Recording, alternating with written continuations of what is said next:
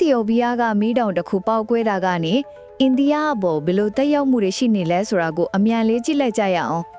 ဒီလိုလေးတွေးကြည့်ပါနှစ်ပေါင်းထောင်ချီအိပ်ပျော်နေတဲ့မီးတောင်ကြီးတစ်ခုကရုတ်တရက်ကြီးနိုးထလာတယ်အဲ့ဒါကအီသီယိုပီးယားကဟေလီဂူပီမီးတောင်ပဲ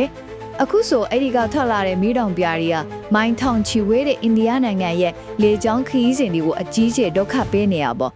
ပထမအချက်ကတော့ဒီပေါက်ကွဲမှုကဘယ်သူမှထင်မထားတဲ့အခြေအနေနဲ့ဖြစ်လာတာပါ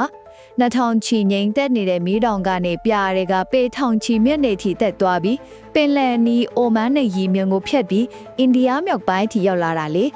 ဒုတိယအချက်ကလေကြောင်းခရီးစဉ်ရဲ့ပေါ်တက်ရောက်မှုပဲဒီမီးတောင်ပြားတွေကလေယာဉ်အင်ဂျင်တွေကိုဖျက်ဆီးစေနိုင်တယ်လေဆိုတော့ Air India Indigo တို့လိုလေကြောင်းလိုင်းတွေကခရီးစဉ်ဒါဇက်နဲ့ချီပြီးဖျက်လိုက်ရတယ်အိန္ဒိယလေကြောင်းထိပ်သီးရေးကလေယာဉ်မိုးတွေကိုအဲ့ဒီအန်ဒီရရှိတဲ့နေရာတွေကိုလုံးဝရှောင်ဖို့အမိန့်ထုတ်ထားရတာပေါ့နောက်ဆုံးတစ်ချက်ကတော့မြေပြင်ပေါ်မှာတိတ်ဆိုးရင်စရာမရှိဘူးဆိုတာပါပဲကျွမ်းကျင်သူတွေပြောတာကဒီပြားတွေကအမင်းကြီးမှပဲရှိနေတော့လေထုအည်သွေးကပ်မှုကောင်းရတဲ့အထက်ပိုဆိုးသွားအောင်တော့မလုပ်နိုင်ဘူးတဲ့အိန္ဒိယမိုးလေဝသဌာနကလည်းဒေလီမြို့ရဲ့ကောင်းကင်ဟာမကြခင်ကြည်လင်သွားမှာလို့ခန့်မှန်းထားတယ်